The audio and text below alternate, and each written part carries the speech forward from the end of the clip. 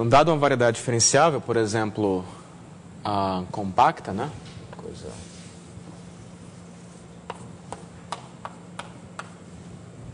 Qualquer dimensão, você pode colocar sobre a variedade muitas métricas riemannianas diferentes.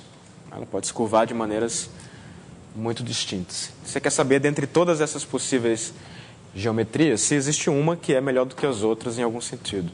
Se é mais bonita ou se ela é especial em algum sentido. Então, uma pergunta bem aqui no campo da filosofia consiste em perguntar qual é a melhor métrica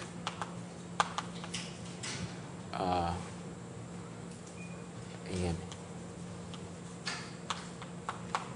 Essa é uma pergunta vaga, mas que ela serve como guia, né, para muitos trabalhos até hoje em geometria diferencial. Então, uma coisa que é conhecida, se você olha para a situação em dimensão 2, né, você volta aqui para a dimensão 2, a gente tem o chamado teorema da uniformização.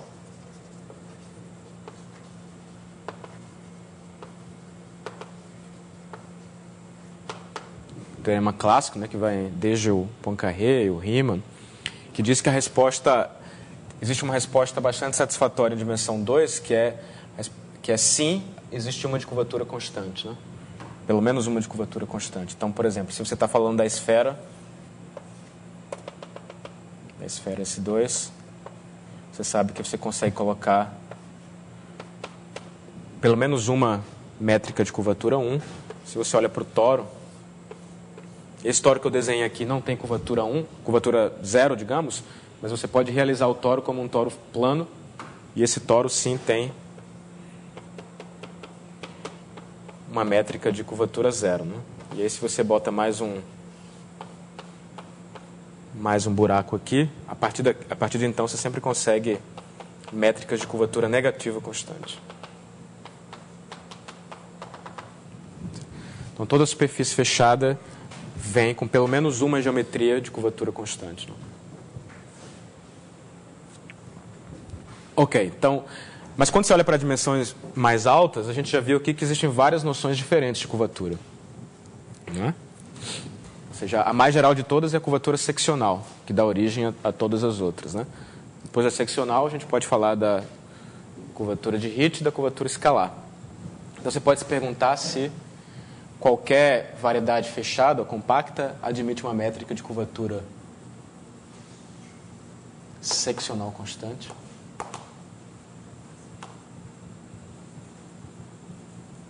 Isso é uma pergunta. Se você fracassar nessa primeira pergunta, você pode procurar por métricas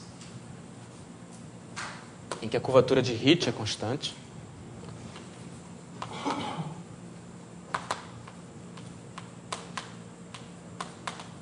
Exato.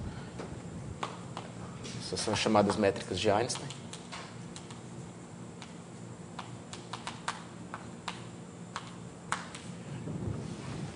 E se você fracassar na segunda, você procura por uma que tenha curvatura escalar constante.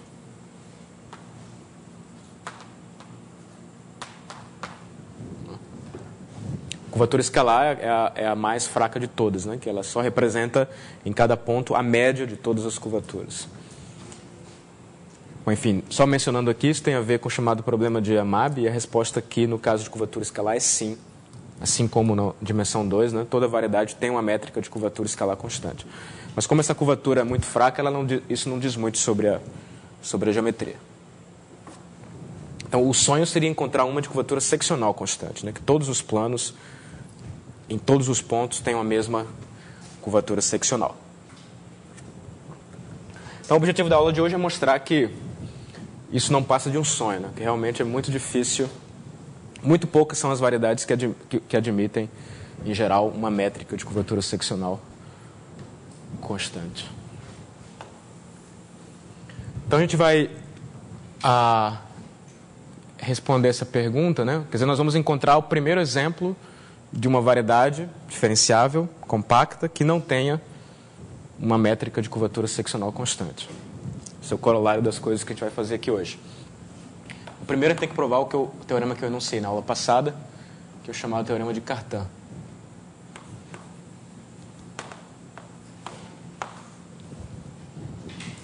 Então, o teorema de Cartan dizia o seguinte: era preciso introduzir umas notações aqui, né? Então, a ideia é que a gente tem duas variedades riemannianas, M e M-til.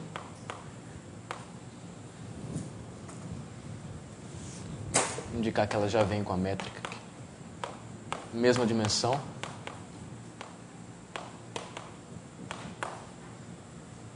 São variedades riemannianas.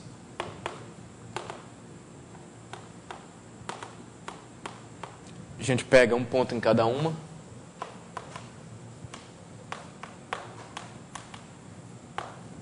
Olha para os espaços tangentes, né, que simplesmente são um espaço vetorial com um produto escalar. Portanto, eu sempre consigo uma isometria linear que vai de um no outro. Então, eu escolho I, uma isometria linear entre os dois.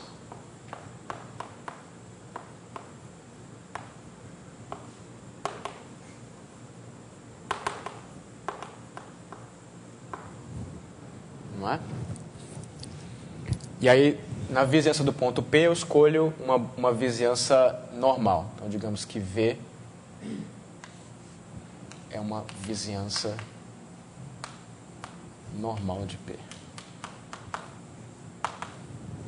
Ok? E aí eu quero comparar as curvaturas, né? Então, para comparar as curvaturas, a gente vai usar o transporte paralelo. Você pega aqui, desenha aqui a sua variedade M.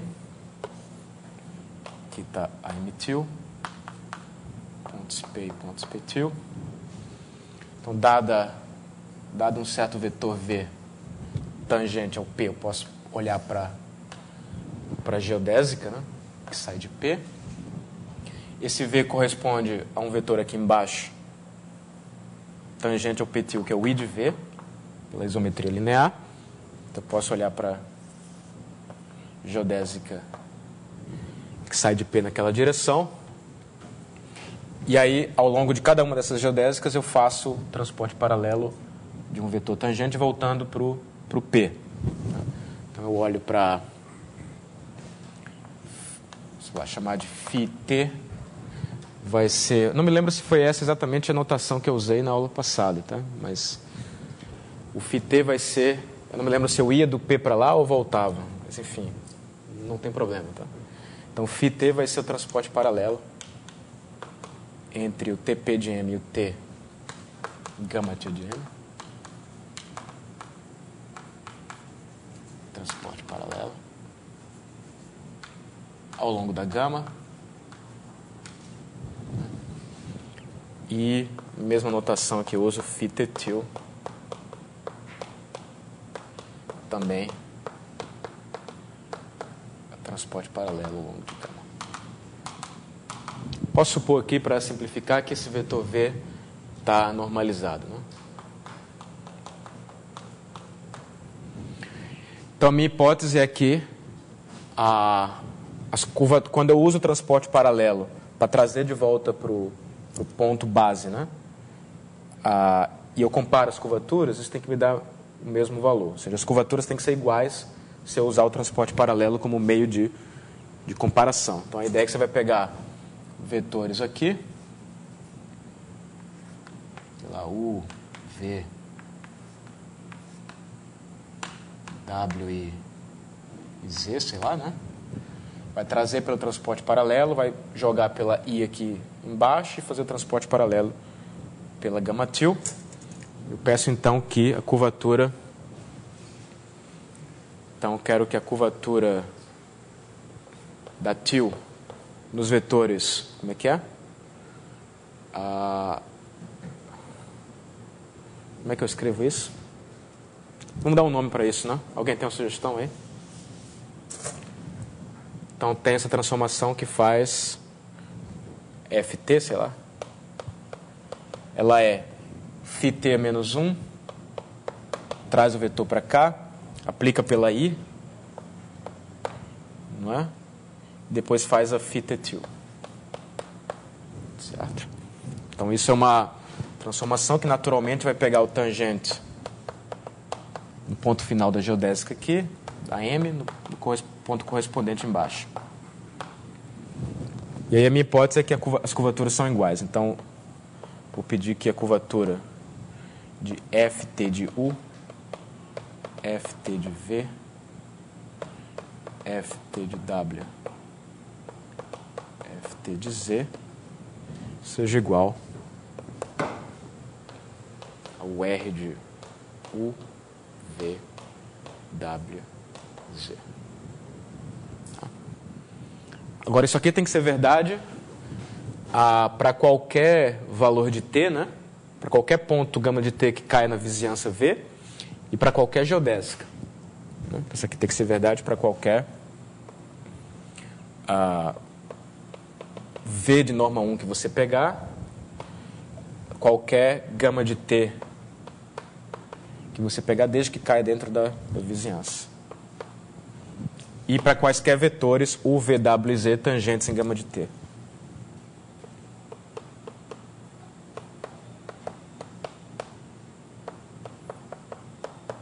Então leva um pouquinho de tempo para escrever tudo, né? Mas eu espero que a ideia esteja clara.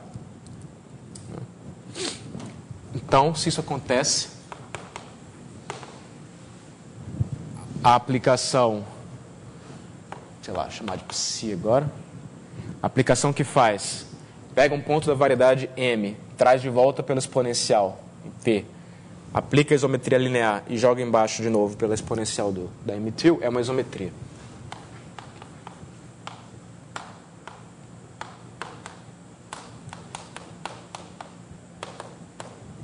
Essa psi que está definida é uma isometria local, né? Na vizinhança V de M.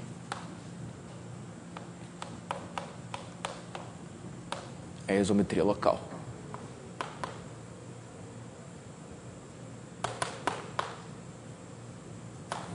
Ok? Então, esse é o enunciado. Então, no fundo, eu estou dizendo que a curvatura determina a métrica se eu tiver o jeito certo de comparar as duas coisas. Então, tá tudo aí? Então, vamos para a demonstração. Alguma pergunta até aqui? Então, observem que todo tensor de curvatura tem que coincidir, né? Estou usando toda a informação do tensor. Então, a demonstração é a seguinte.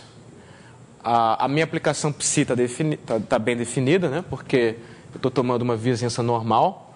Portanto, eu posso voltar pela exponencial em P.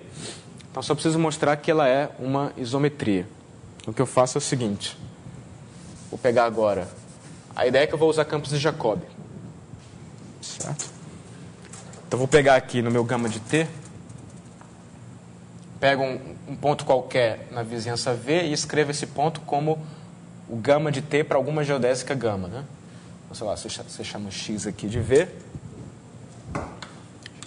Pego um X nessa vizinhança, eu posso escrever esse X como gama de T para alguma geodésica gama.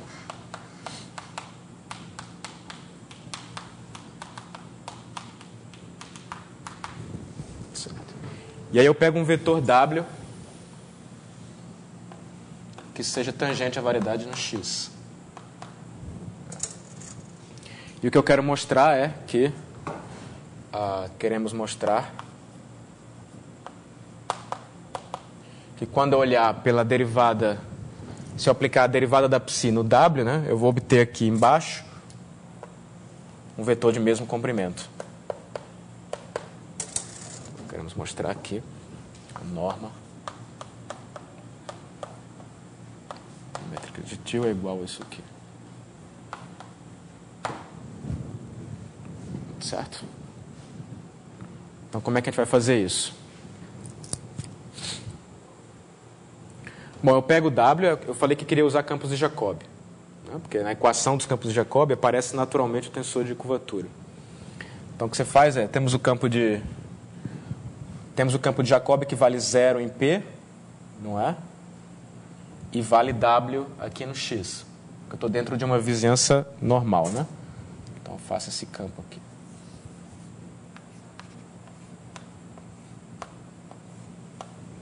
Esse campo de Jacobi é o campo J, que consideramos J de T. O campo de Jacobi que é obtido assim, né? Como é que a gente escreve isso? Ele é a derivada da exponencial no ponto P, no ponto TV, né? Aplicado a o T vezes um vetor aqui, que é o vetor que cai no W, né? Alguma sugestão para o nome desse vetor aqui? W0, sei lá. Onde W0 é aquele vetor que cai exatamente no W. Ou seja,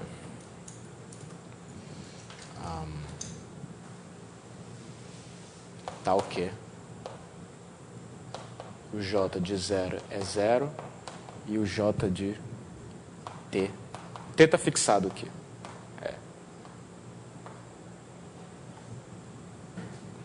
Então vamos variar o T aqui só para... Vamos fixar o T. Tem um X de gama de T0. Quero mostrar isso. Eu considero esse campo aqui, tal que em T0 vale W0. Ok? Então esse é um campo de Jacobi, né? Então J de T é campo de Jacobi.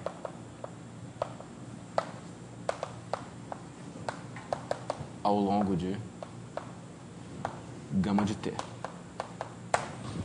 E aí o que eu faço eu lembro que eu estou usando o transporte paralelo para identificar os vetores, né? Então é conveniente aqui na demonstração introduzir um referencial paralelo ao longo das geodésicas. Então você pega uma base aqui, ortonormal EI, traz ela pelo transporte paralelo, vou colocar J aqui.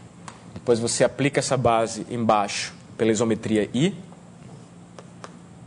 tem a base ortonormal é J til e faz o transporte paralelo. Certo? Então a gente tomamos a EI, EJ aqui, contido em TP de M, base ortonormal. E aí você define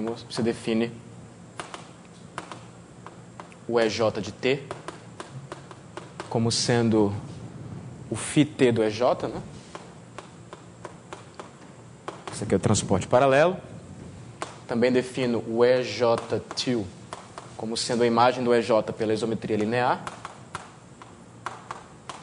E defino também o EJ til de T como sendo o transporte paralelo do EJ, embaixo. Certo? Então eu vou usar essas bases aqui para novamente comparar vetores, né? Então a ideia agora é que eu vou pegar o meu campo de Jacobi, que eu já construí na variedade de cima, e vou escrever esse campo aqui como combinação linear dos vetores dessa base. Então escrevemos o campo J. A ideia aqui é que, como a curvatura é a mesma, né? Usando o transporte paralelo para fazer a comparação, nós vamos mostrar que os campos de Jacobi também são os mesmos. Novamente, usando o transporte paralelo como comparação. Então, a minha ideia é mostrar que, a partir desse campo de Jacobi na variedade de cima, eu vou construir um campo de Jacobi na variedade de baixo. Para isso, eu uso a base. Então, você escreve o campo de Jacobi J de T como uma combinação linear dos vetores EJ de T. Então, aqui você tem certos coeficientes, né?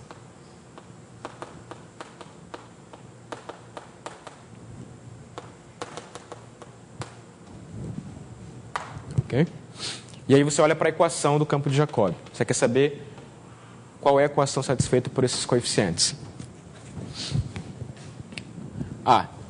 Então esse J de T é um campo de Jacobi, né? Mas aí o que eu faço? Se eu quero transplantar esse campo para a variedade de baixo, o que eu faço é construo, usando a base na variedade de baixo, aquele campo que tem os mesmos coeficientes. Eu chamo esse campo de J-til.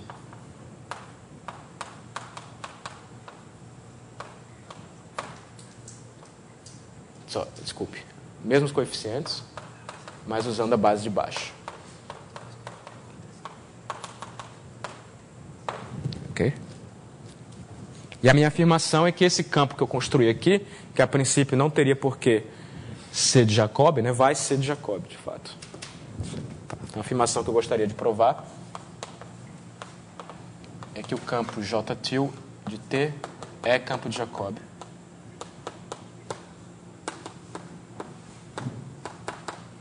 Ao longo da gama-til.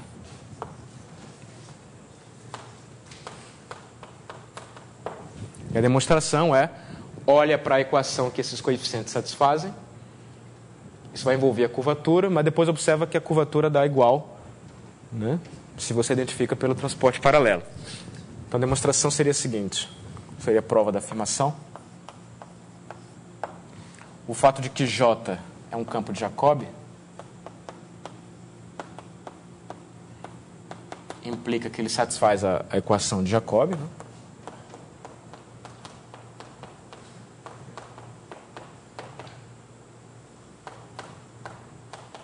Certo? Mas agora eu olho para a definição do campo, né?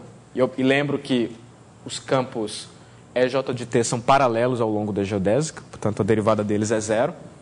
Então isso aqui vai me dar... Isso aqui vai ser exatamente a soma do AJ duas linhas de T. E aqui eu também vou ter uma soma, não é? Como é que fica essa soma aqui?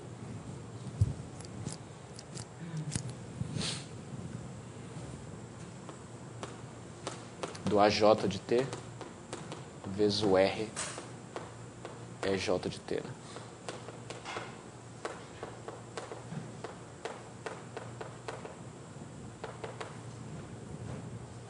Certo? Tá claro isso aí? E agora, o que é que eu faço?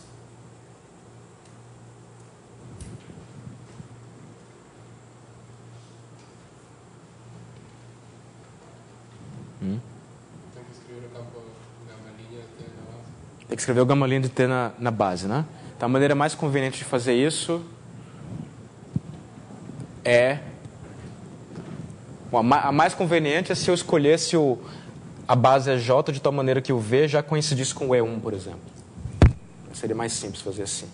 Vamos fazer assim, então. Então, eu vou escolher essa base ortonormal no ponto P, de tal maneira que o E1 seja o V. Tá certo? Então, como o vetor velocidade de uma geodésica ele é, por si só, um campo paralelo, né, o gama-linha de T tem que ser o transporte paralelo do gama-linha de zero. Ou seja, o gama-linha de T tem que ser o transporte paralelo do E1. Então, a conclusão é que... vou fazer uma observação aqui separada. O gama-linha de T, ele é o E1 de T. Certo? Porque gama é geodésica.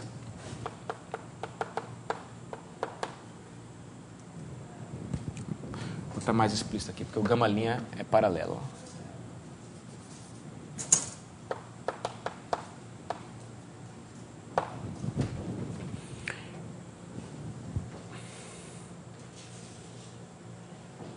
Eu não sei se essa é a melhor maneira de fazer isso, hein? Deixa eu pensar aqui.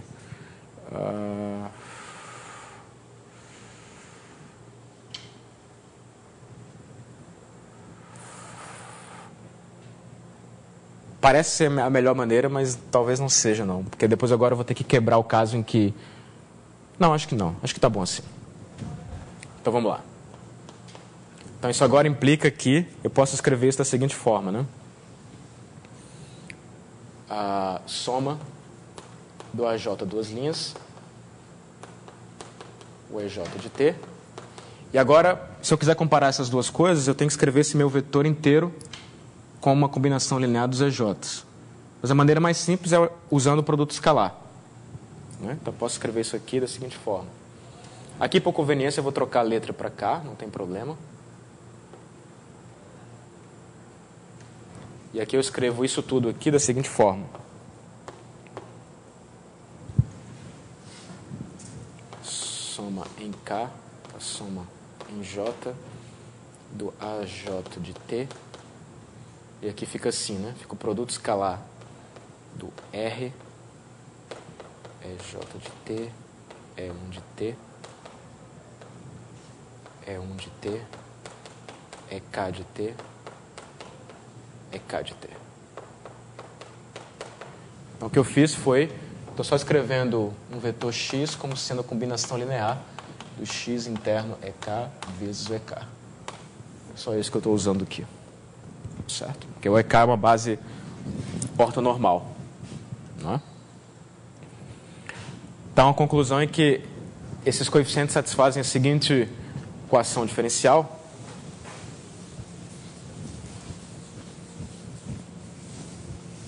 Então minha conclusão é que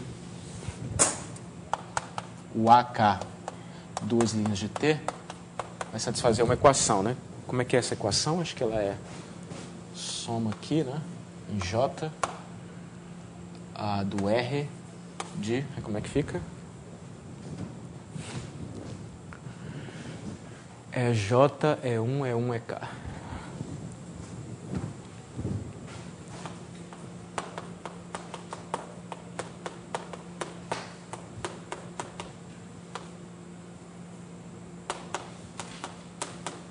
Tudo isso multiplicando pelo AJ.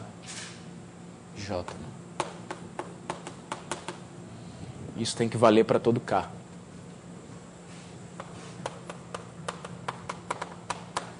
Certo?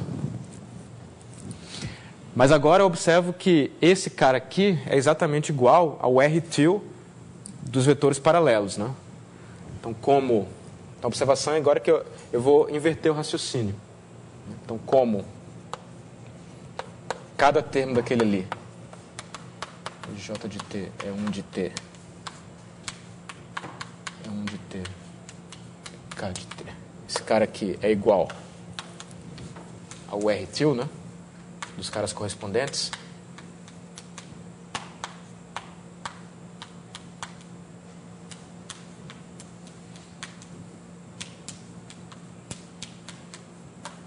Onde aqui eu estou usando que o vetor é, sei lá, o E I tilde T é exatamente o que eu chamei? É o FT, né? O EI tilde T é exatamente o FT do EI de T. É simplesmente porque o FT era definido dessa forma.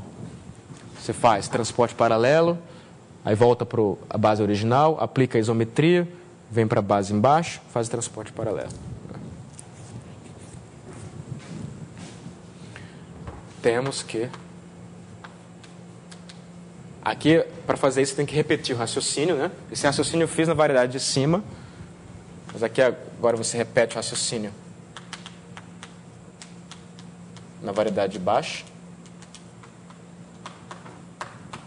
A gente conclui que aquele campo J tilde T também é campo de Jacobi.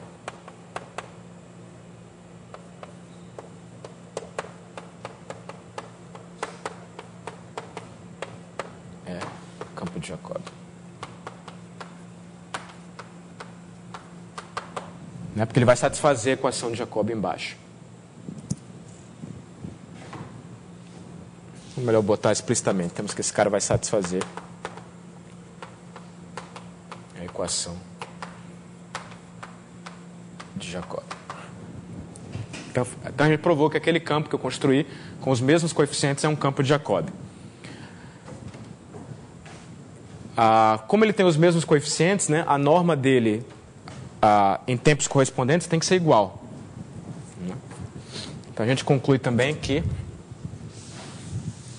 se eu olhar no tempo final, que eu tinha chamado de T0, né, a gente tem que a norma do J tilde T0 é igual à norma do J de T0. Simplesmente porque eles têm os mesmos coeficientes. Desculpe, aqui não tem til, né? Os coeficientes são iguais. Então eles têm a mesma norma. O que eu ainda não provei foi que o valor final do campo de Jacobi embaixo coincide com essa derivada. Essa é a próxima afirmação. Certo? Agora mostrar aqui o J tilde T0 é igual à derivada do psi do W. Se eu provar isso, acabou. Porque eu vou ter concluído que a derivada da psi do W tem a mesma norma que W. E como é que a gente faz isso? Alguma sugestão?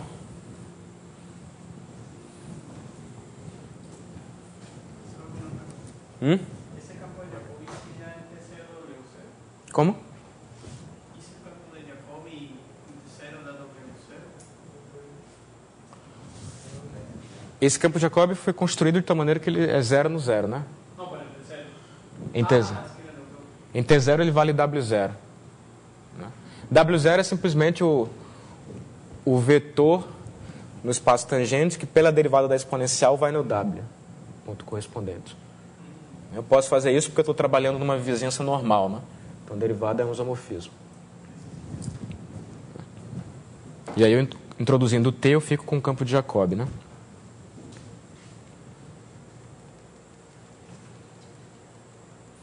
Certo?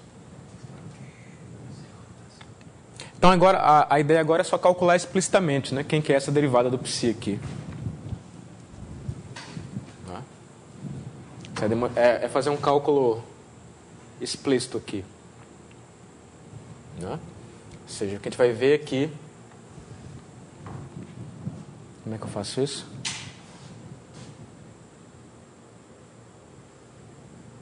Ah, sim. Então, como eu já provei que esse cara é um campo de Jacobi, né? Então, prova. Então, como eu já provei que o J til é campo de Jacobi... E eu sei que, pela definição, né, que ele tem os mesmos coeficientes que o J, ele se anula na origem.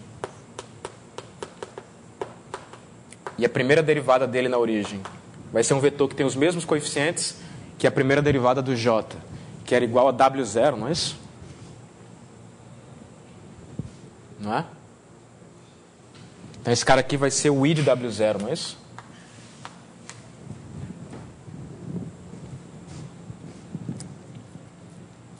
Porque ele vai ter os mesmos coeficientes. Por outro lado, o EJ til eram obtidos pelos EJs através da I.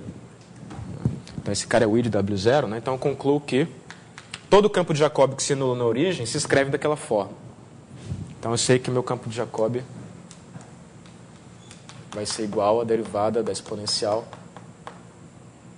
no ponto T I de V, né? Que era o V til, né?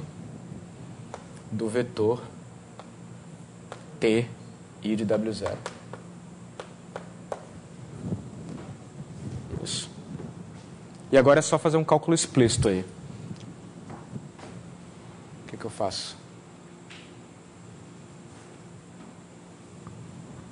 Então, primeiro provo isso, né? Mas por outro lado, quero calcular a derivada do psi ao W. Vamos ver se funciona assim.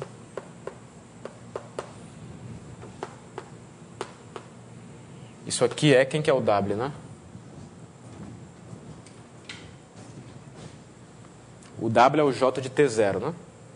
Que é igual a isso aqui. Então, W é o J de T0, que por outro lado é dado pela derivada da exponencial em P, no TV aplicado ao T0V, aplicado ao T0W0. Tá certo isso? Mas agora é só lembrar da definição da psi, né? A psi era exatamente a fazer exponencial inversa e exponencial de P til. Então é só agora usar a regra da cadeia. Você vai ter a derivada da exponencial em P til, bola. O I, né? Porque o I é linear, então a derivada dela é ela mesma. Derivada da... Isso aqui, bola, derivada da exponencial.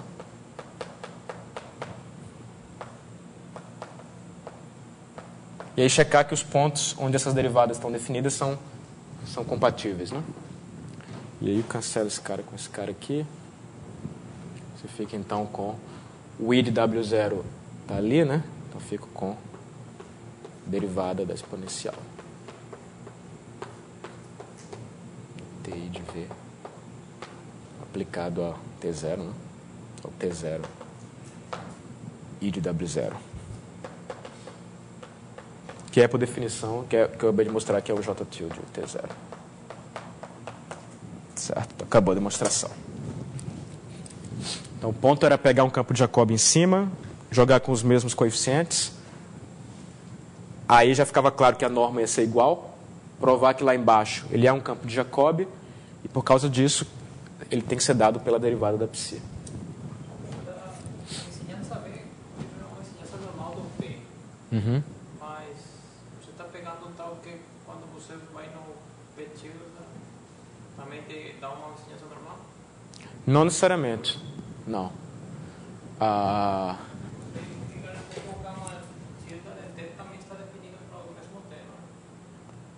Eu estou supondo que as variedades são completas. Né? Quer dizer, isso aqui, na verdade, é um enunciado local. Né? Se eu tirar o completo, eu teria que pedir que a exponencial esteja bem definida. Certo? Mas o ponto é que eu estou só mostrando que ela é uma isometria local. Né? Ela não precisa ser injetiva. Certo? Aquela condição da curvatura, isso depende da isometria linear. Se você troca a isometria linear, poderia não ter. Poderia não ser. Eu estou supondo que existe uma que faz isso. Ok. Na aplicação que vamos fazer em seguida, qualquer isometria serve. Porque a gente vai aplicar isso para espaço de curvatura constante, seccional constante. E aí a curvatura tanto faz, né? Você não vai depender da base. Ok, então, provamos o teorema de Cartan. Vamos fazer uma aplicação. Vou deixar aqui por enquanto.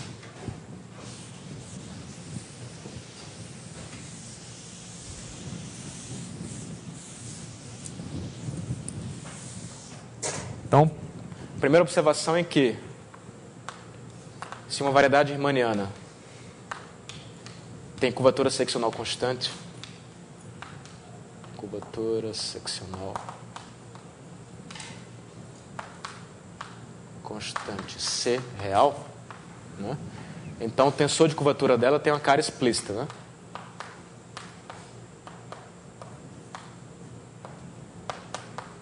Que aí eu vou pedir para vocês me dizer o primeiro termo aqui, a menos de sinal, sempre me confundo. É o UZ, não é isso? É o UZ ou não? Ninguém tem, não é? Se não tiver, é fácil, né? É só checar a curvatura seccional, quanto que tem. Na minha anotação, a curvatura seccional dá se eu fizer o V igual a W e o Z igual a U, né? Então, primeiro tem que ser o Z mesmo. Fica o Z, VW, menos o W, VZ. Ok? Ele tem essa cara aqui. Então, o corolário é o seguinte. Né? Se você tem dois espaços com a mesma curvatura seccional constante, esses espaços têm que ser localmente isométricos. Então, se eu tenho duas variedades...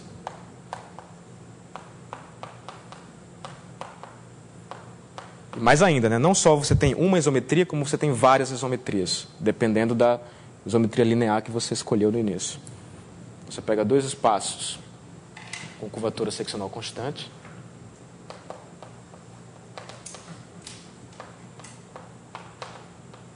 E aqui é importante que a constante seja a mesma, claro, né?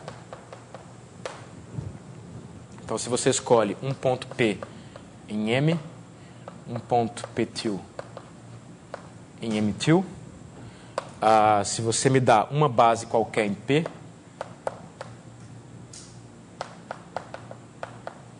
e me dá uma base qualquer em P til,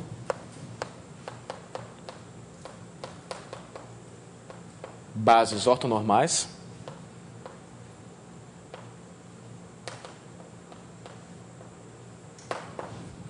então o corolário diz que vai existir uma isometria, então, local, existe uma isometria F ou psi, sei lá, que vai de uma vizinhança do P, que pode ser pequena,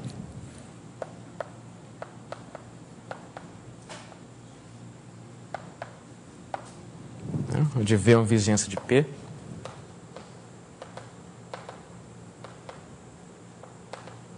E que satisfaz, ela manda o P no P-til e a derivada dela, no ponto P, manda o vetor EI no EI-til. Certo? A isometria sobre uma vizinhança do P-til, né?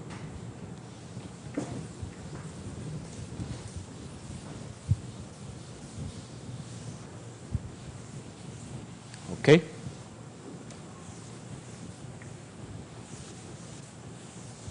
Bom, esse tipo de espaço era o que o pessoal lá clássico, né, do Gauss e tal, eles gostavam porque era o que eles chamavam de eram geometrias não euclidianas, né? Quer dizer, a ideia é que você tem uma geometria em que você consegue, o Manfredo fala disso no livro, se não me engano. Você tem uma certa geometria que você consegue transportar triângulos, né? Ou seja, a geometria é tal que um triângulo é o mesmo em qualquer pedaço da variedade. Inclusive se você rodar ele aqui, também pode rodar. Um triângulo com os mesmos lados aqui vai se parecer igual, né, em qualquer parte da variedade. Porque a ideia é que se você pegar um ponto P aqui,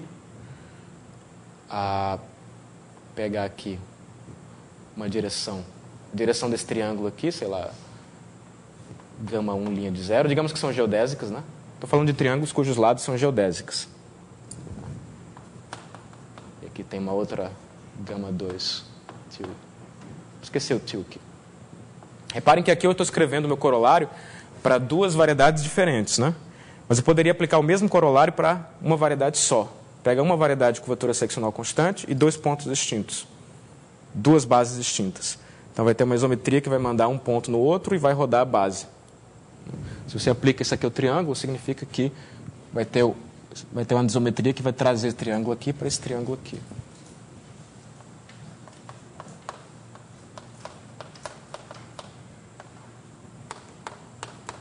Então esse tipo de condição diz que você pode, né, transportar triângulos ao longo da variedade. São as chamadas geometrias não euclidianas.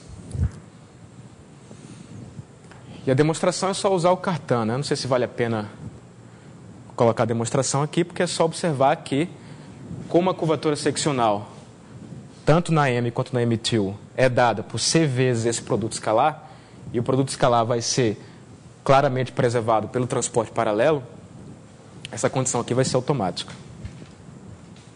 Certo? Condição do Cartan. E aí o Cartan diz qual é a isometria. O Cartan não só diz que existe uma isometria, mas ele fala qual é a isometria, né? A isometria é sempre pegar exponencial, inversa, isometria linear, exponencial de novo. Certo? Alguma pergunta até aí? Como podemos fazer uma isometria de um ponto a qualquer outra da mesma variedade? No caso de um espaço de curvatura seccional constante, você pode fazer isso pelo teorema do Cartan, né? Em geral, não, em geral não, porque você tem, quer dizer, em geral você tem que as suas geometrias podem ser irregulares, quer dizer, você pode ter uma coisa em que as curvaturas são muito diferentes de um lado para o outro, né? Então, você não, por exemplo, qualquer isometria preserva curvaturas, então você nunca tem uma isometria que manda um ponto de curvatura negativa num ponto de curvatura positiva.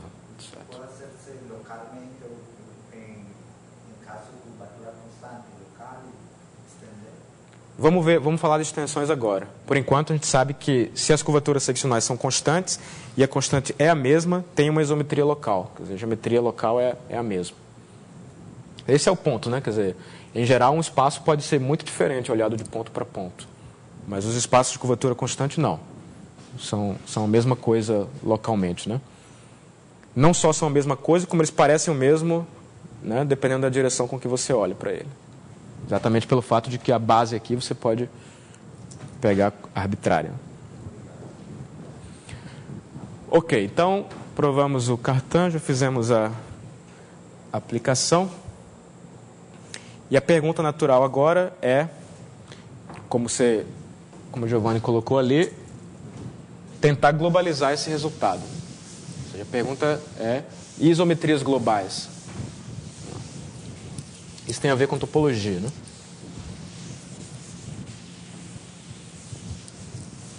Primeiro, deixa eu só comentar os modelos aqui.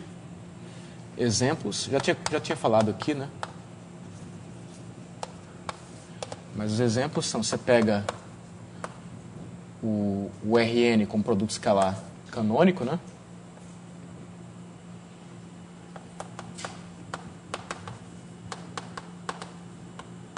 É um exemplo de variedade com curvatura seccional constante igual a zero.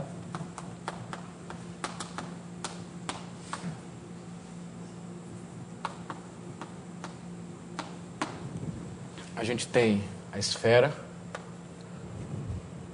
onde o produto escalar da esfera aqui é aquele que vem do mergulho da esfera no Rn mais 1. Essa aqui é a métrica induzida.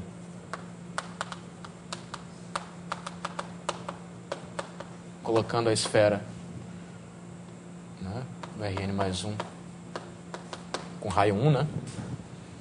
E esse exemplo aqui a gente já calculou, né, que tem as curvaturas iguais a 1 para todos os planos.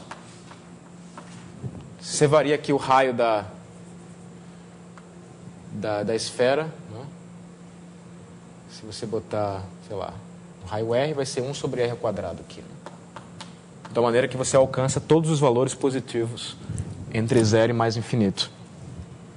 E também tem um exemplo que eu não calculei aqui, mas tem um exemplo do espaço hiperbólico.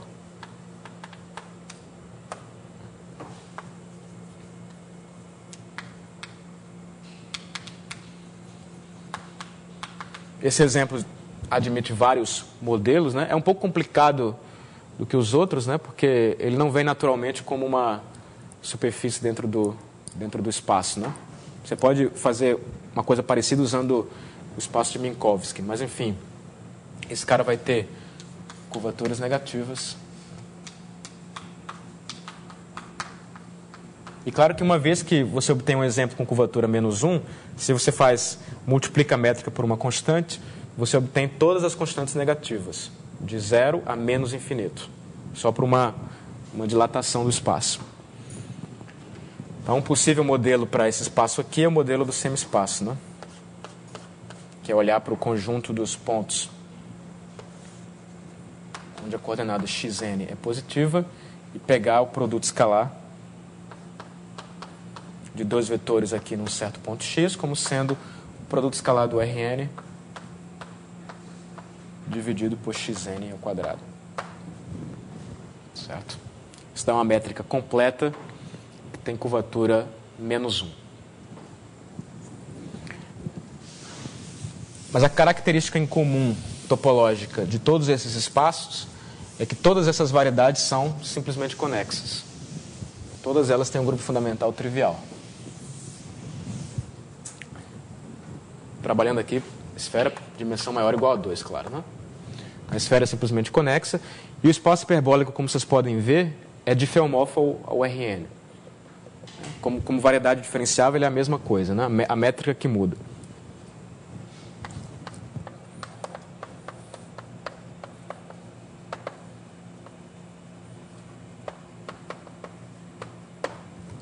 O que isso lembra? Uma resposta rápida aí.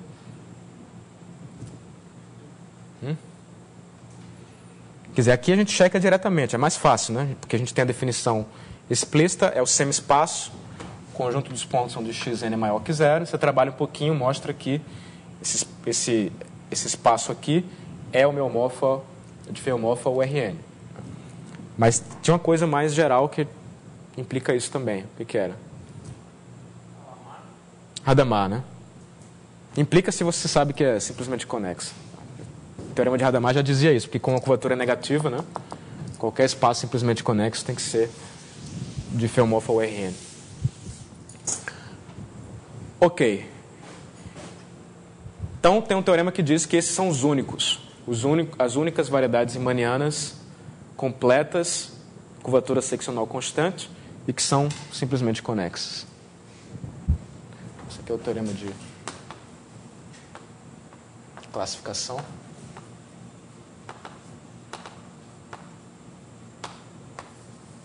Deixa eu dar um nome aqui. Esses espaços de curvatura seccional constante são chamados de formas espaciais.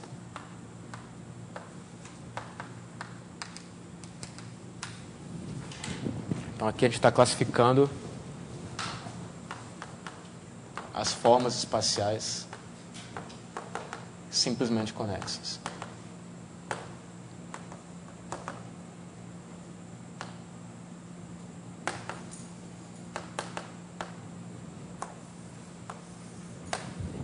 Então o teorema diz o seguinte, ele diz que se você tem uma variedade riemanniana,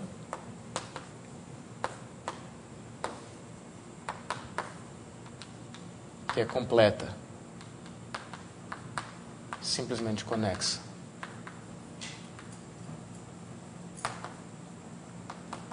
e com curvatura seccional constante,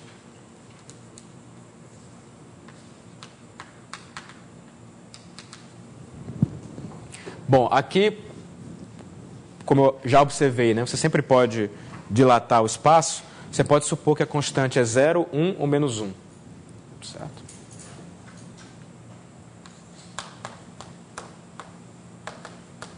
Ou menos 1. Então, a conclusão é que M é isométrico. E essa isometria agora é global, né?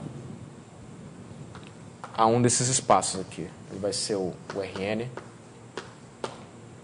com a métrica canônica, se a curvatura for 0. A curvatura seccional constante, digamos, C, que pode ser 0, 1 ou menos 1.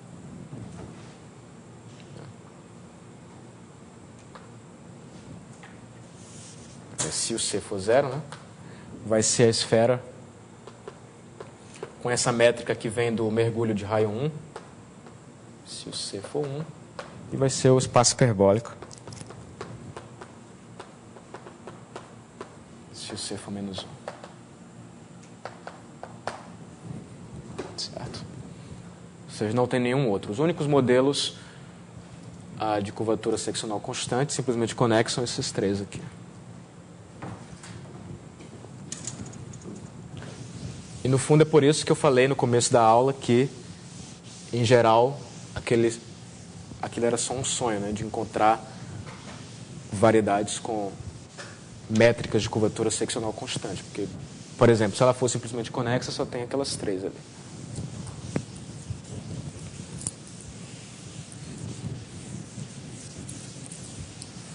A demonstração desse teorema, na verdade, o Manfredo dá uma demonstração lá adaptada a esse caso aqui.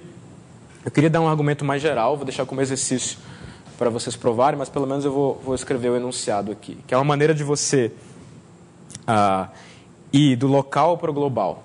Certo? Então, na verdade, o que eu vou escrever aqui é um teorema de topologia que se aplica a esse tipo de situação, em que você tem um certo espaço, aí em cada pedacinho do espaço, se ele for muito pequeno, você consegue definir alguma coisa, por exemplo, uma aplicação, e aí no final você quer construir uma aplicação em todo o espaço, tal que em cada pedacinho pequenininho tem as propriedades que você deseja. Né? Você sabe construir elas em pedaços pequenos, mas quer colar de tal maneira construir uma que fique definida na variedade inteira. Então, deixa eu escrever esse teorema aqui.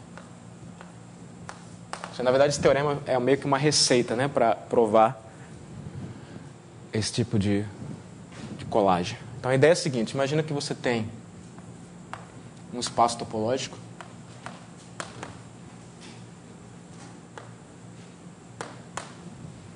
simplesmente conexo. E essa é a hipótese-chave aqui.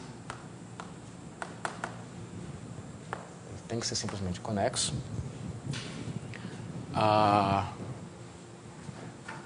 E vamos imaginar então que eu tenha... Como é que eu faço isso?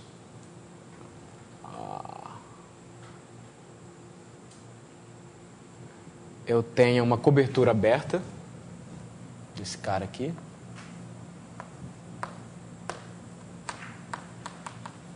Cobertura aberta do espaço.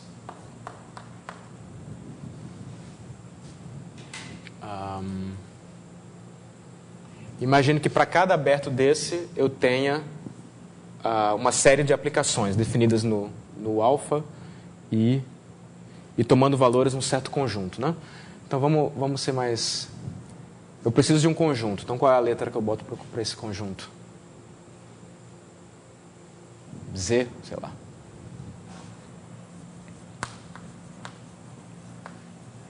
Então Z é só um conjunto, não tem estrutura nenhuma, certo? Aí você faz o seguinte, né? Para cada aberto o alfa, você tem uma certa família que eu vou chamar de F alfa. Isso tudo é hipótese, né? Então, para cada alfa em lambda,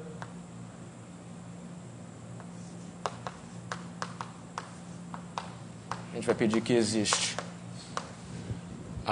uma família F alfa, que vai ser uma família de funções que estão definidas no aberto U alfa e tomam valores no conjunto Z.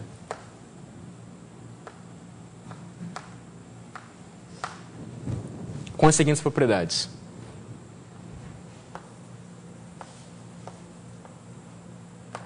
Com as seguintes propriedades. São duas, né? Então, a primeira é que eu vou pedir que, se você tem dois abertos da cobertura que se intersectam, e você tem uma função definida no alfa, né? Outra no beta, se elas coincidem em alguma vizinhança de um pontinho aqui na interseção, então elas têm que coincidir em toda a componente conexa. Então, como é que eu escrevo isso? Digamos que dois abertos se intersectam.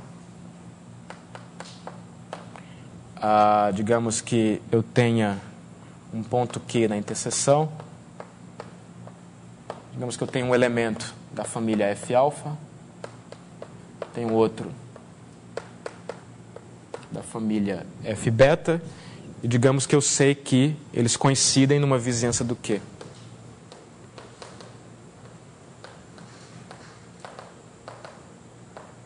Então, eles têm que coincidir na componente conexa. Na componente conexa da interseção que contém esse Q aqui, né?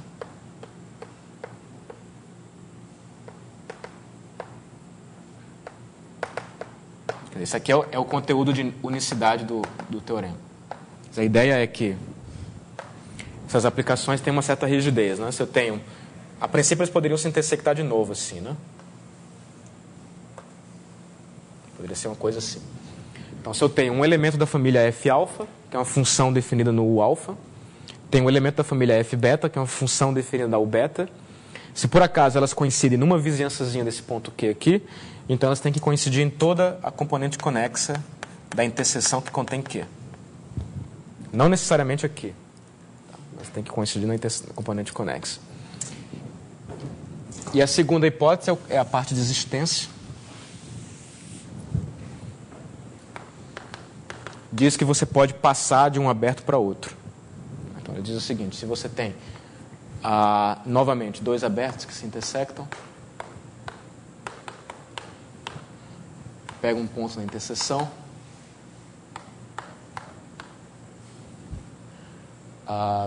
pega agora um elemento só da família F alfa,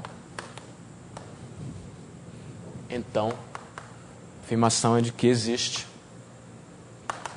um elemento da família F beta que coincide com o F alfa em Q, numa vizinhança.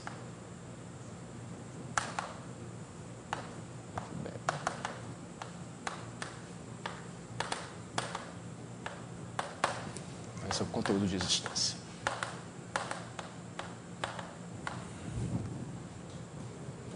Tá? Então, está dizendo que se eu tenho, novamente, dois abertos que se intersectam, aqui um Q, se eu tenho uma função que está definida aqui no alfa, né?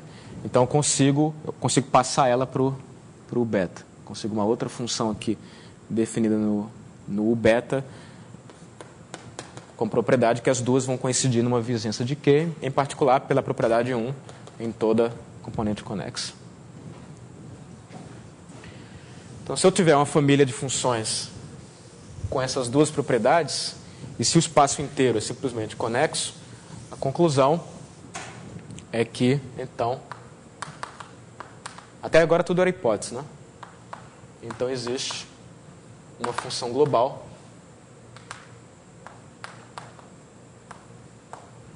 tal que a restrição de f a cada aberto alfa está na família. Certo? Ou seja, o que eu quero dizer é que eu consigo realmente ter uma maneira consistente de colar essas aplicações e ter uma aplicação bem definida no espaço inteiro. Certo? Então, eu vou deixar como exercício provar esse teorema, mas vou dar uma ideia aqui. Tá? Esse é exercício. Mas a ideia é a seguinte, né? Observem que o conjunto Z não precisa ter estrutura nenhuma, né?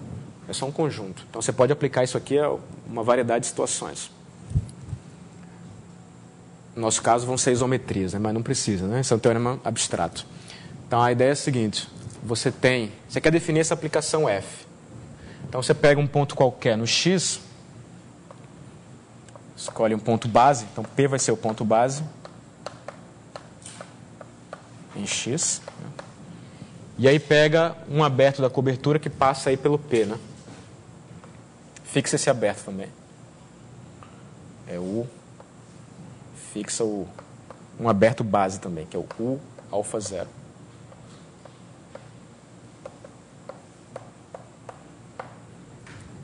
Essas famílias são não vazias, tá?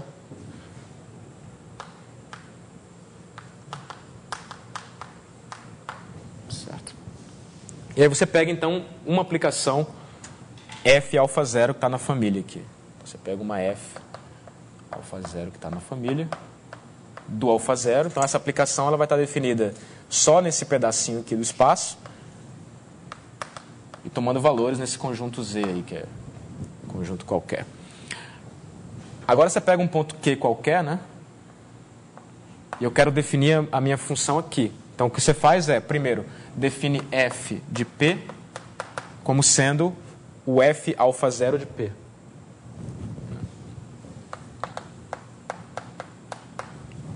Caindo em Z. Agora você pega um ponto qualquer Q e eu quero definir quem que é o F de Q. Então, a ideia é que você escolhe uma curva contínua. Vai escolher um caminho contínuo aqui no espaço, ligando o P ao Q. Depois que você escolhe esse caminho contínuo, você cobre com abertos da cobertura. Onde cada cara... Acho que alfa não foi uma boa escolha. Não. É que cada aberto aqui está na cobertura, o alfa. E aí o que você faz vai passando de um para o outro, né? Ou seja, você pega aqui no primeiro... Eu posso pegar o primeiro aberto como sendo o alfa 0, né? O primeiro aberto é o alfa 0. Está fixado para sempre aí. Então o que você faz é, você está com a função f alfa 0 aqui, o 2 te diz que você pode... Tem um ponto aqui na interseção, né? Esse cara aqui está na interseção, então você passa para o aberto seguinte, de tal maneira que eles coincidem na componente conexa. Agora você vai ter um cara da família desse aberto. Aí você passa novamente para o seguinte, vai passando, até chegar aqui no final. No final você vai ter uma certa F alfa 1, sei lá, e aí você define esse cara como F alfa 1 de Q. Então o exercício é mostrar que isso está bem definido. Ou seja, mostrar que não depende... Primeiro você mostra que não depende da cobertura aberta. Uma maneira de fazer, né? Mostra que não depende da cobertura, depois você mostra que não depende do caminho. E aí a ideia é que como o espaço é simplesmente conexo, se você tem dois caminhos que ligam P a Q, existe uma homotopia entre os dois, né? E aí um argumento de continuidade diz que o valor final dá sempre o mesmo ao longo da homotopia. É uma ideia, então é só topologia, demonstração. Certo?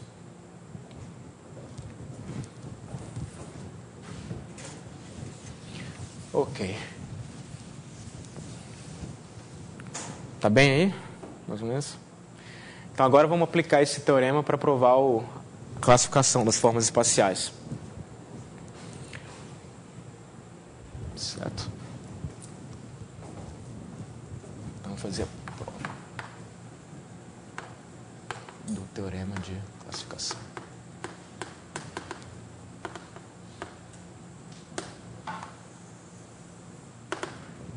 Então o que você faz é, você vai colocar no contexto do teorema topológico. Você tem dois espaços de curvatura constante, né, M e M2.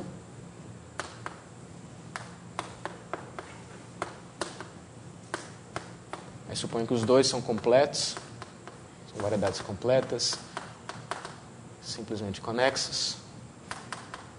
E as duas têm a mesma curvatura seccional constante.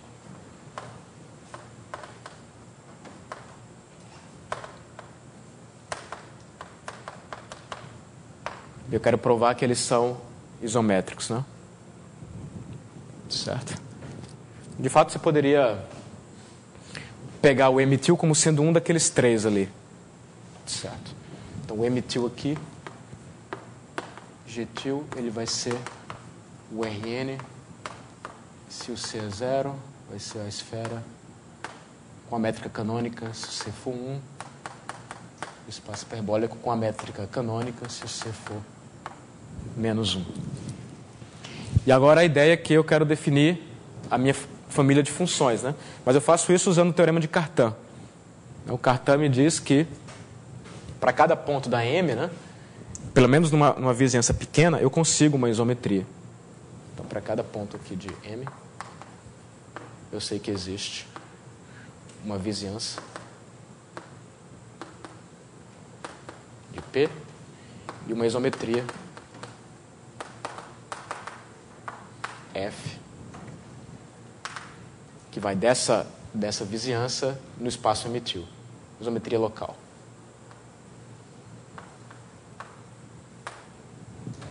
Certo? Local, né? Ela vai no subconjunto aqui da M-til. Então você define o F da vizinhança, né? Sei lá, posso chamar essa vizinhança como dependendo do ponto P, VP. Então você define o FP como sendo o conjunto de todas as isometrias locais definidas naquela vizinhança. Então vai ser o conjunto de todas as F, sei lá. Eu sei que tem pelo menos uma, né? Então eu pego todas.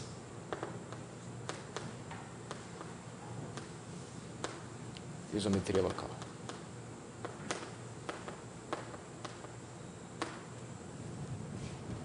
Certo?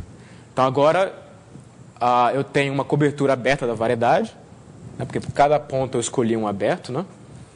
Então esses VPs cobrem.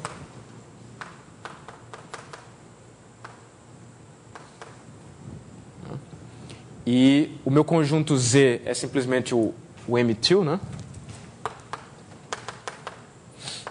E eu tenho que checar essas propriedades. A propriedade 1 e a propriedade 2. Agora eu tenho, para cada ponto P, eu tenho uma família de funções, que é simplesmente a família de isometrias locais que estão definidas na vizinhança que eu peguei. Então vamos provar a propriedade 1. Como é que a gente prova a propriedade 1? Vou fazer aqui para ter mais... como é que a gente faz isso? Vou fazer aqui mesmo. Então agora eu tenho dois abertos que se intersectam, né?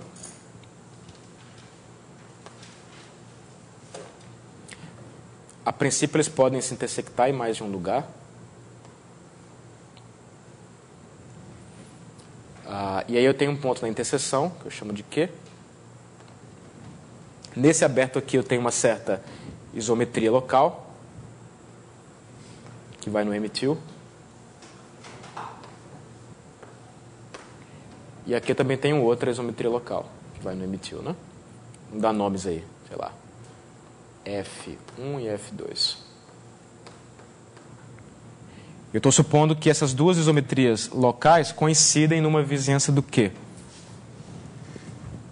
Uma vizinhança pequenininha aqui do Q. Quero mostrar que elas coincidem em toda a componente conexa. O que é que eu faço?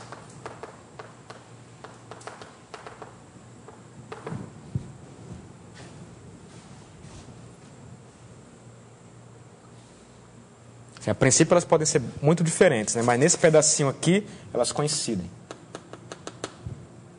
Eu quero mostrar que elas coincidem aqui.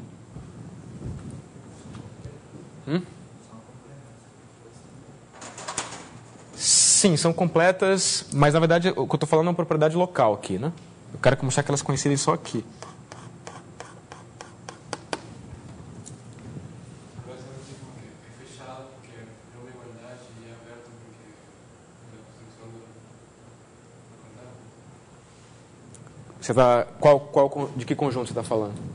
Conjugando de geração em si. Tá bem. É fechado, né? Fechado, é igualdade e é aberto por... Por que ele é aberto? Tem que usar a construção do cartão porque as derivadas... Utilizar as derivadas para construir as isometrias, localmente tem que coincidir com aquele dado. Então, você está indo na direção certa, mas você tem que mudar um pouco o conjunto, então. Você estava pegando como conjunto delas coincidem. Mas agora mesmo você falou que precisa usar a informação das derivadas. Elas e as derivadas. Pega o conjunto onde elas e as derivadas coincidem. Aí você mostra que esse conjunto é aberto e fechado. Isso, na verdade, é um fato geral de isometrias. Posso escrever aqui.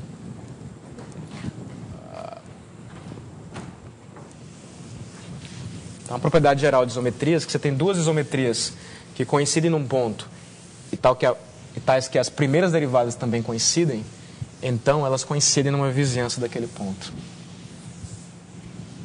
Isso aqui é uma proposição.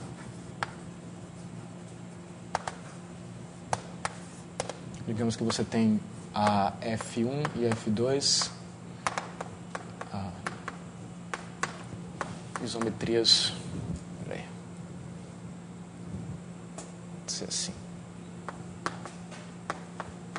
Aqui não precisa ser completa, tá? Isso é uma coisa só local. Isometrias locais. Aí digamos que existe um ponto P onde elas coincidem. P é um ponto onde elas coincidem, onde as primeiras derivadas também coincidem.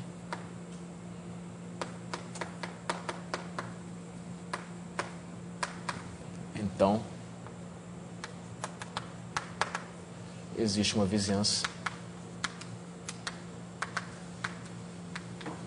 V de P, tal que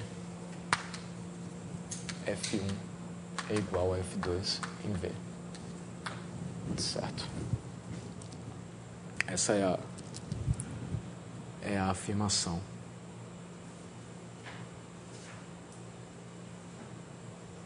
E a demonstração pode demonstrar de várias maneiras. Uma delas é usando o fato de que isometrias preservam geodésicas. Então, não é? Se você pega um ponto aqui na M, né? Pega essa vizinhança aqui como sendo uma vizinhança normal do ponto P. Né? Você pega qualquer outro ponto aqui nessa vizinhança normal, você sabe que vai ter uma geodésica em M ligando esses dois pontos. E aí você olha para a imagem dessa geodésica pela F1 e também pela F2. Como elas são isometrias locais, né? F1 gama de T e F2 de gama são geodésicas de M-til.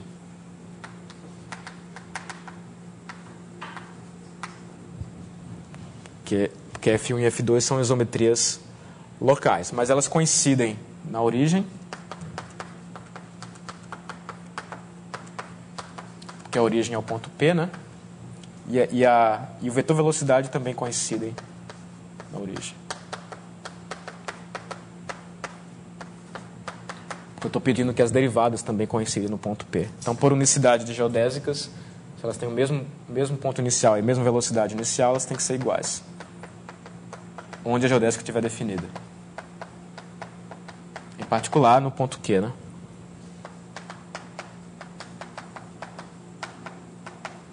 Certo? Então, tudo que você precisa para determinar uma isometria é saber o valor dela num ponto e o valor da primeira derivada.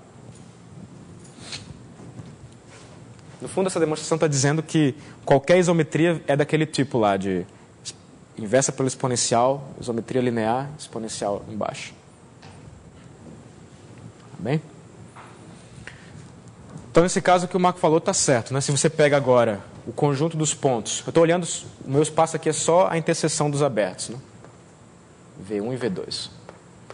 Então, você prova que o conjunto dos pontos na interseção, onde F1 coincide com F2 e a derivada coincide com a derivada de F2, você prova que esse cara aqui é aberto e fechado. Fechado ele é porque são igualdades, né? Automaticamente fechado. E aberto segue da proposição, porque se elas coincidem junto com as primeiras derivadas, vai ter uma vizinhança onde elas coincidem exatamente. Então, isso prova a propriedade 1. Né? Se coincidirem em toda uma vizinhançazinha do Q, em particular, elas vão coincidir junto com as primeiras derivadas. Portanto, a coincidência se estende para toda a componente conexa. Então, só falta mostrar a propriedade 2, né? Que é mostrar, então, que você pode passar a isometria local de um aberto para o outro.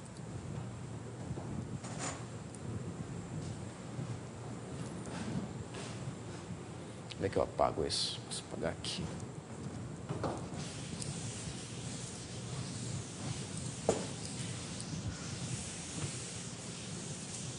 E aí talvez usa uma propriedade que eu não falei aqui.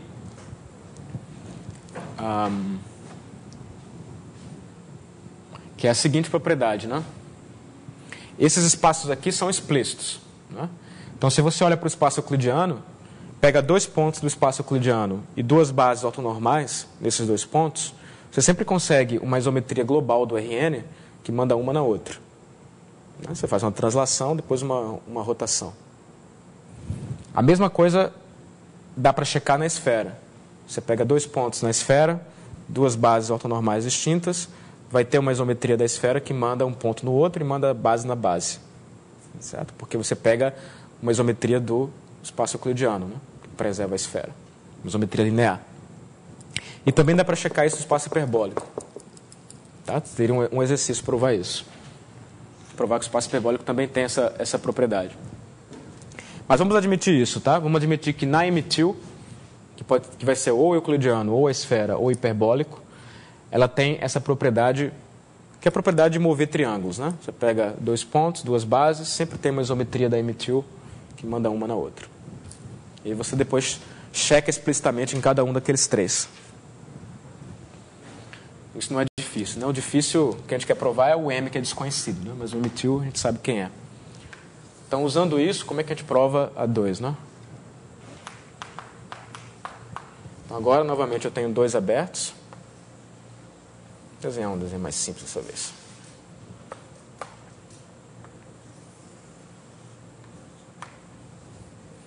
E agora eu tenho uma isometria só em um deles, né? Que é o V1 e o V2.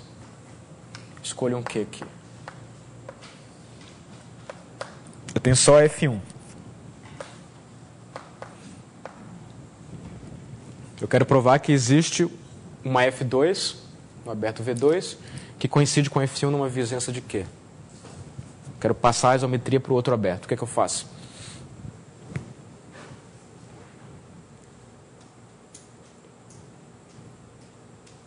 A isometria vamos fazer o desenho aqui. Deixa eu só fazer um desenho aqui. Então, emitiu isso tudo aqui, tá? Então, F1 vai pegar esse aberto aqui e vai mandar um certo aberto aqui.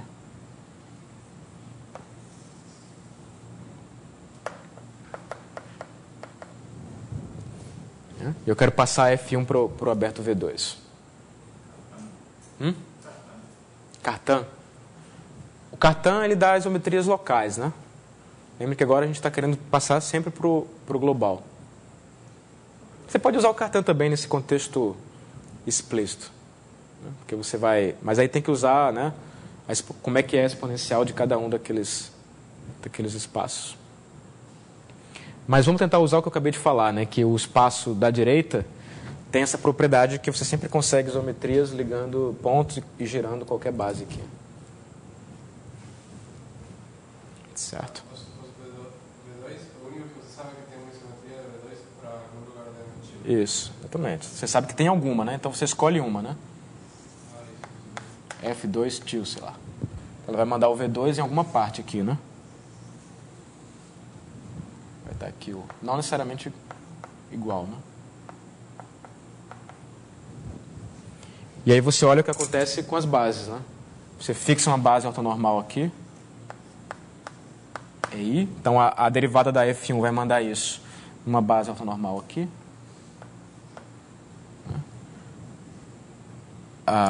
E a derivada da F2 til vai mandar essa base numa base ortonormal aqui, né? Mas agora você usa a propriedade dos espaços, das formas espaciais, que sempre tem uma isometria que manda o F1 de Q no F2 til de Q e que manda essa base nessa aqui. Vou colocar, dar nomes a isso aqui. Isso aqui é o EI1 e aqui é a base EI2. Então você pega uma isometria do M til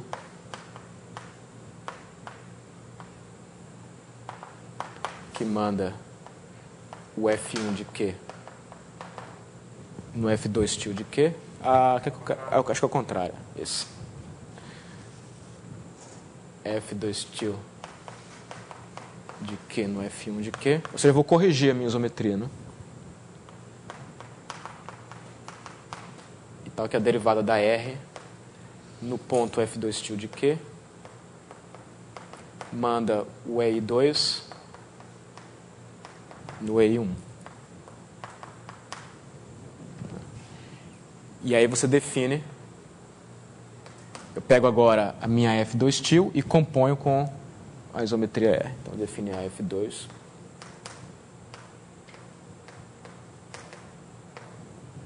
Certo. E aí, para finalizar, você observa que eu corrigi o ponto e corrigi a derivada, né? Então, agora é só observar que a F2 coincide com a F1 em Q, mas também as derivadas coincidem.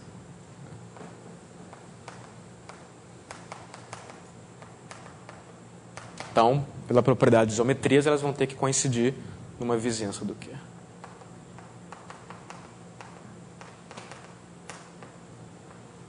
Certo? E aí acabou a demonstração. Então, a ideia era só explorar o fato de que na variedade, a forma espacial conhecida, a gente já sabe que tem muitas isometrias. Né? Essa não prova só que é uma isometria local? Sim, falta terminar o argumento, né? Tá certo. O que eu provei com o estudo é que existe uma isometria local. Eu queria provar que existe uma isometria global, né? Mas o ponto é que essa isometria local agora está definida na variedade inteira. Então, o que eu mostrei foi que... Vamos dar um nome para esse cara aqui, tá? Para simplificar. Eu vou chamar cada um desses caras aqui de M-til NC.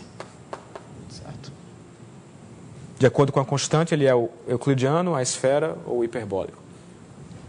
Então, o que eu construí até agora foi, ou seja, pelo teorema lá topológico, né? A gente conclui que existe uma isometria F que vai da M, né, nesse espaço aqui. Isometria local. Certo? Só que aí você observa que eu tinha que supor aqui também que a minha variedade é completa, né? Então, como ela é completa, toda isometria local é uma aplicação de recobrimento. Então, aplica aqui F é aplicação de recobrimento, pois M é completa, E agora? Agora só usa o fato de que isso aqui é simplesmente conexo. Né? Então, toda aplicação de recobrimento que toma valores no espaço simplesmente conexo tem que ser um homeomorfismo. Isso implica que o F é difeomorfismo.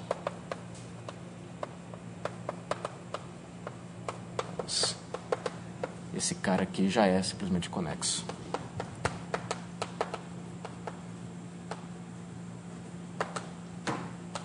Então, a isometria local com difeomorfismo, essa é exatamente a definição de uma isometria global. Certo?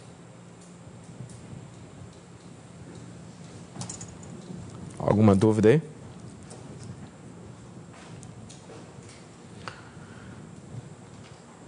Ok, então tá bom. Então, só alguns avisos. Estou com a lista aqui de vocês, que já deveria ter entregue. E na próxima segunda não tem aula, tá? Tem aula na quarta. Provavelmente na quarta, que eu vou viajar.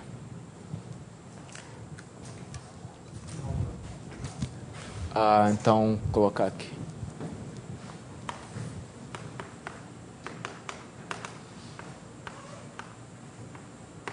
Que dia é quarta? 4, não é isso? Não. Quando é? 2. 2 de maio. 2 de maio. Certo.